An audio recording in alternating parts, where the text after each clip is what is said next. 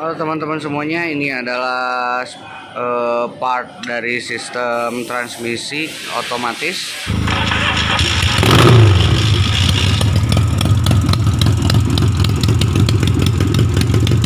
Teman semuanya, balik lagi bareng gue Gejo, dimana lagi kalau bukan di channel YouTube Akar Tangkang. Nah, kali ini gue mau berbagi tips tentang bagaimana caranya mendiagnosa beberapa bagian CVT yang tentunya itu bisa terlihat secara kasat mata dan dirasakan teman-teman. Nah, buat teman-teman semuanya yang hobi bongkar-bongkar ya, yang hobi dengan mekanisme mesin, ini dia beberapa cara untuk menentukan mana spare part pada bagian CVT yang layak pakai dan kecenderungan untuk harus diganti ya, seperti itu. Oke deh, kita langsung saja, ini dia teman-teman.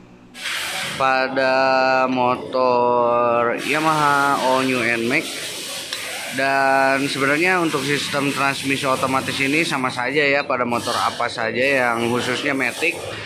Jadi untuk gue mau berbagi bagaimana cara mengetahui puli yang sudah jelek dan masih layak pakai.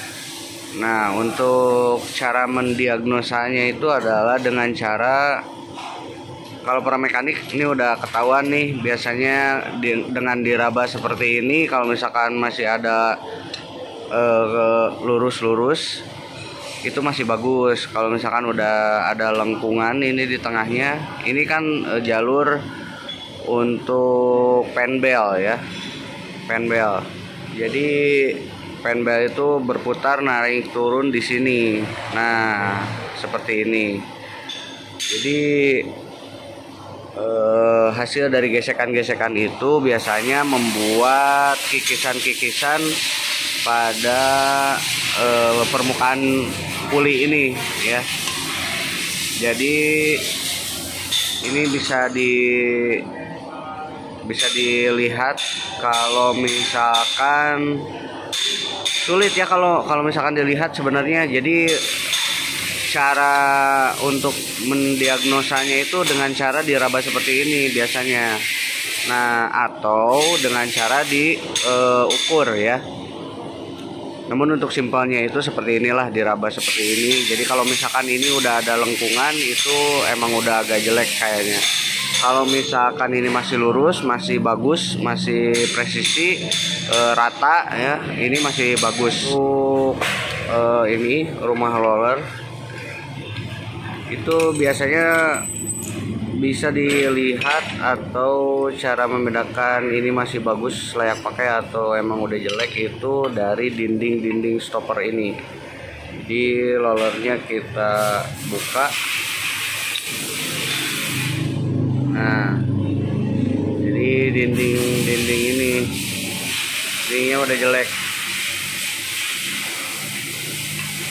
Ini kalau misalkan yang ori ya, ininya juga kadang-kadang kekikis. Nah, ini tuh biasanya ada yang dibubut istilahnya untuk memperpanjang napas, tapi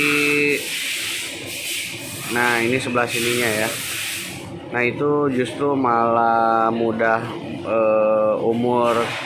umur pakainya itu lebih sedikit lagi sebenarnya ya. Jadi untuk yang standar itu ya seperti ini. Jadi untuk mendiagnosanya itu kita lihat di bagian dinding-dinding. Kalau misalkan dia udah nggak, ini speleng ya, speleng atau goyangannya udah keras banget, udah jauh gitu spasinya.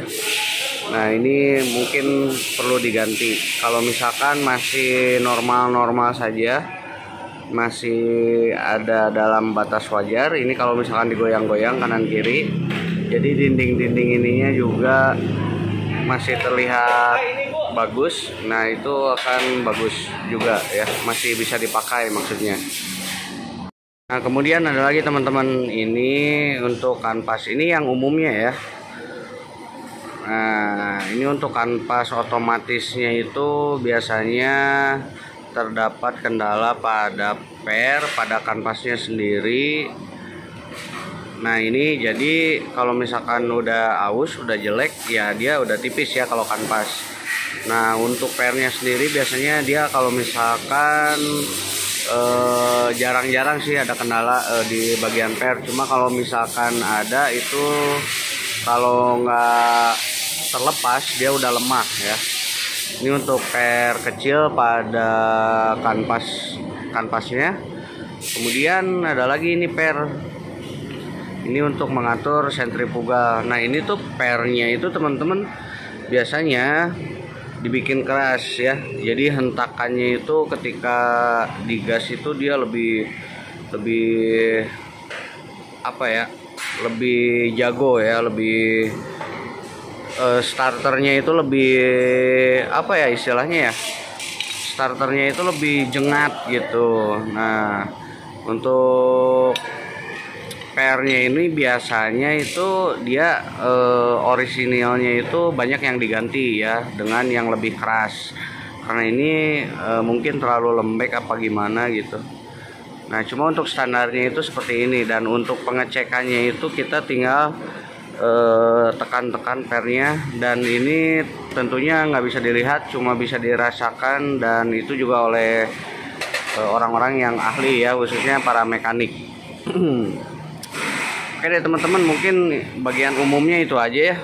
Juga rollernya ya, rollernya kalau misalkan aus ini biasanya suka benjol-benjol teman-teman.